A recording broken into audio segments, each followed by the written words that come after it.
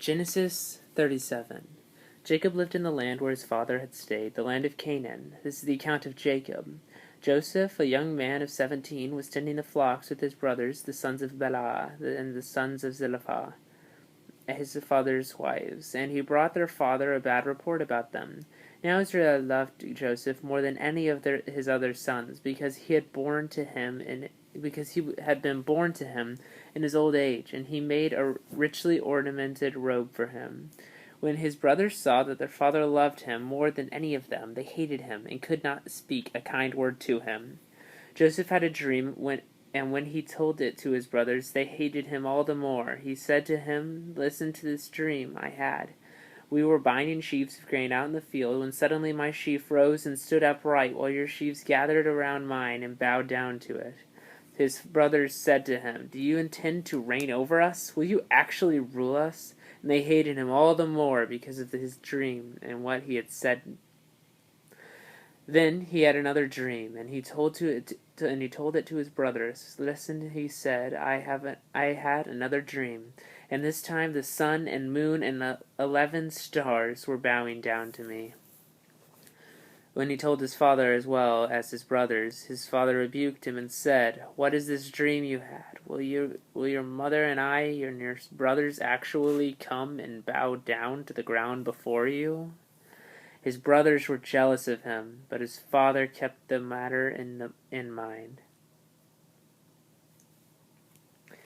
Now his brothers had gone to graze their father's flocks near Shechem, and Israel said to Joseph, "As you know, your brothers are grazing the flocks near Shechem. Come, I am going to send you to them." "Very well," he replied. So he said to him, "Go and see if all is well with your brothers and with the flocks, and bring word back to me." Then he sent him off from the valley of Hebron. When Joseph arrived at Shechem, a man found him wandering around in the fields and asked him, "What are you looking for?"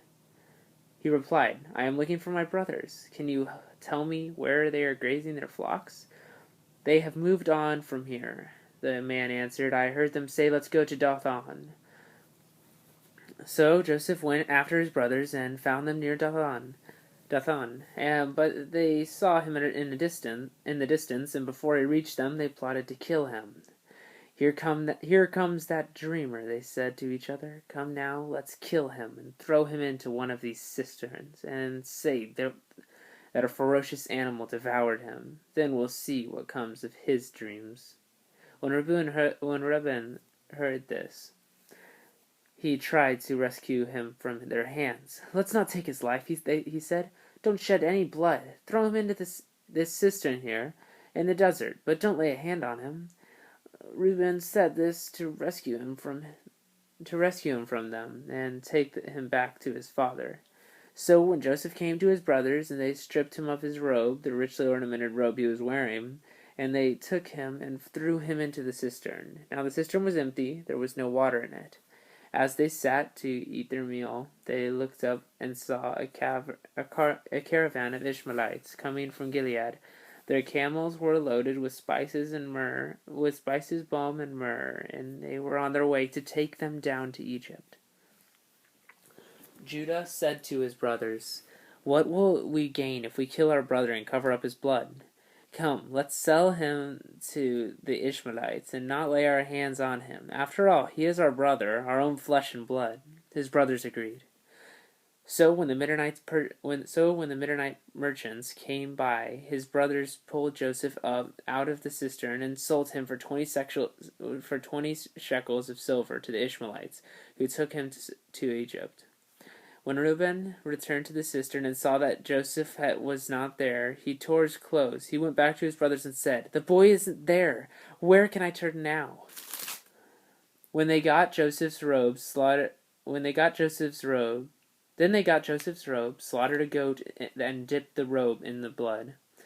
They took the ornamented robe back to their father and said, "We found this. Examine it to see whether it is your son's robe." He recognized it and said, "It is my son's robe. Some ferocious animal has devoured him. Joseph has surely been torn to pieces." Then Jacob tore his clothes, put on sackcloth, and mourned for his son many days. All his sons and daughters came to comfort him, but he refused to be comforted. "No," he said, "in mourning will I go down to the grave to my son." So his father wept for him. Meanwhile, the Midianites sold Joseph in Egypt to Potiphar, one of Pharaoh's officials, the captain of the guard. End of Genesis chapter 37.